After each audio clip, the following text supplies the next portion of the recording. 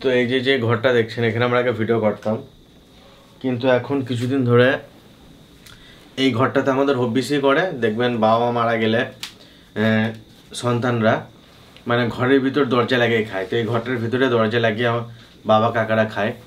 তো দিনে একবার খেতে পারে, তাও আতপ চালের ভাত। আর অনেক নিয়ম আছে, যেমন চালের উপর কাক আসলে খেতে পারবে না, অনেক কিছু নিয়ম আছে। আর এখন বাচ্চা রাত্রি 11:30। আর এখন ভিডিওটা বানানোর একটাই কারণ, আমি তো কিছুদিন হলো ভিডিও সেভাবে দেখি না, ইউটিউব ঘাঁটি না। তো আমার একটা বন্ধু বলে যে শানু এই ব্যাপার, তোদেরকে নিয়ে ইউটিউবে প্রচুর ভিডিও বানাচ্ছে ঠাকুরদাদাকে নিয়ে। তো আপনারা তো জানেন যে ঠাকুরদাদা নাই। তো একটা জিনিস দেখে খারাপ লাগলো যে মানে মানুষ একটু ভিউসের জন্য কত নিচে নামতে পারে। সত্যি মানে এই দুনিয়াতে স্বার্থ ছাড়া কেউ কিছু বোঝে না।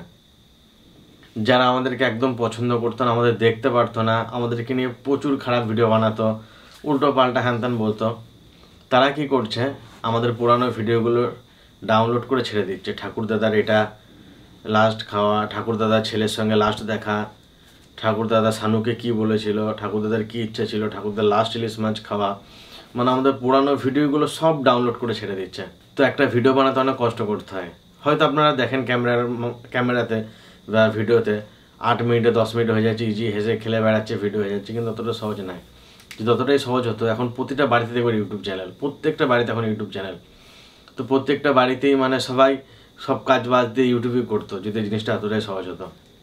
তো অতটা সহজ না, একটা ভিডিও বানাতে অনেক কষ্ট করতে হয়। তো সবাই এভাবে ডাউনলোড করে ছেড়ে দিচ্ছে, এটা ঠিক না। হ্যাঁ, আপনারা কিছু বলুন যে ঠাকুরদাদা আর নাই, দুঃখ প্রকাশ করছেন, ঠিক আছে, দুঃখ কেউ প্রকাশ করে না, ওইগুলো উপরে জাস্ট শুধু ভিউজ পাওয়ার জন্য, ভিউজের জন্য। যারা আমাদের বাড়িতে আসতো না, আমাদের নামে খারাপ বলতো, তারাও আজকে ভিউজের জন্য অনেক কিছু করতে দেখছি তাদেরকে।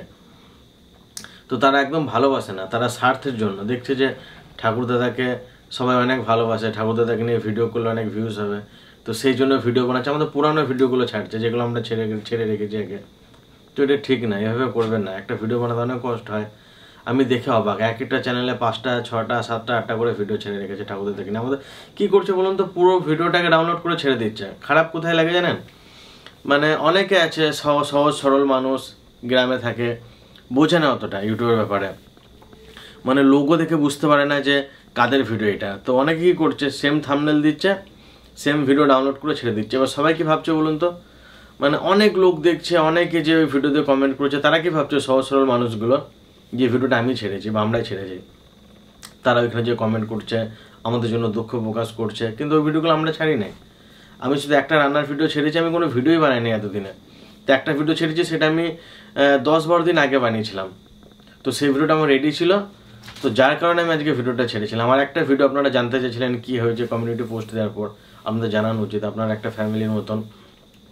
তো একটা কমিউনিটি পোস্ট দিয়েছিলাম, ওই পোস্টটাতে আপনারা অনেক কমেন্ট করেছিলেন, যার কারণে আমি একটা ভিডিওতে কিছু বলেছি, জাস্ট এইটুকুই, আর কিচ্ছু না। আমাদের কেমন আছে বা কী, সব কিছু দেখাই নাই।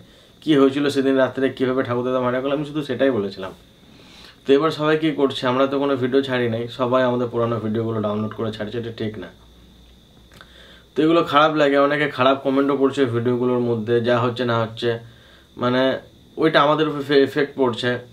মানে সবাই ভাবছে আমরাই ছাড়ছি, অনেক সহজ সরল মানুষ ভালোবেসে ওটাতে কমেন্ট করছে, অনেক মানে সমবেদনা প্রকাশ করছে। তো এভাবে করবেন না, আপনাদের অনুরোধ করছি, এভাবে করবেন না। আর আমি কিছুদিন ধরুন ভিডিও বানাই নাই, বা একটু মন মানসিকতা ভালো ছিল না। তো কালকে ঠাকুরদাদা কাজ পেরিয়ে যাচ্ছে, তো আমি সবাইকে বলছি যারা এভাবে করছেন বন্ধ করুন, আর যে ভিডিওগুলো ছেড়েছেন প্রাইভেট করে দিন, নাহলে ডিলিট করে দিন। আমি কালকে সব ভিডিও কাজটা পেরিয়ে গেলে আমি বসবো। যারা ভিডিও ছেড়ে রেখেছেন জানেন তো, 3টে স্ট্রাইক পড়ে গেলে মনিটাইজেশন অফ হয়ে যায়, চ্যানেল পুরো শেষ। তো আমি কিন্তু 3টে 4টে স্ট্রাইক দিয়ে দেবো যতগুলো পারবো, বা একটা স্ট্রাইক পড়লেও কিন্তু চ্যানেল অনেক এফেক্ট পড়ে, চ্যানেল রিচ কমে যায়। তো যারা এগুলো করছেন বন্ধ করুন। আর মানুষটা আজকে পৃথিবীতে নাই, আমরা যারা হারিয়েছি, নিজেদের ঠাকুরদাদাকে হারিয়েছি, আমরাই জানি। আর ওই মানুষটা কী মানুষ ছিল, কতটা ভালো মানুষ ছিল, যে নিজেদের লোককে হারানোর কতটা কষ্ট সেটা আমরা জানি। আপনারা এটা নিয়ে ব্যবসা করবেন না, এটা দেখে আমার ভালো লাগছে না।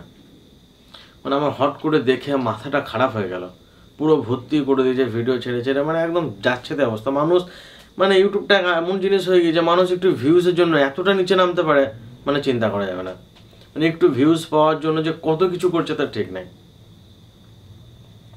তো ওয়ার্নিংও ভাবতে পারেন বা অনুরোধ করেও বলছে যারা এগুলো করছেন বন্ধ করুন, নাহলে কিন্তু আমি স্ট্রাইক দিয়ে দেবো।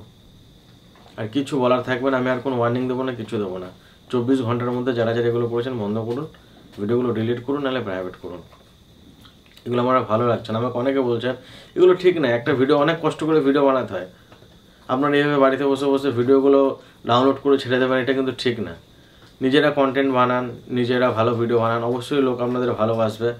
ভালো কিছু বানালে মানুষের মনে যদি টাচ করতে পারেন, অবশ্যই ভালোবাসা পাবেন। এইভাবে কাউকে নিয়ে পরনিন্দা, পরচর্চা বা কারোর ভিডিও ছাড়া এসব করবেন না কখনো। তো দেখেও খারাপ লাগে, অনেক মানুষ আছে যারা ঠাকুরদাদাকে কোনোদিন দেখতে আসতো না, কিছুই করতো না, তারাও আজকে সমবেদনা প্রকাশ করছে। সত্যি আমার ঠাকুরদাদা ওপর থেকেও ভাববে যে কী হচ্ছে এগুলো। তো এটাই বলবো যে বন্ধ করুন, নাহলে কিন্তু আমি স্টেপ নিয়ে নেবো।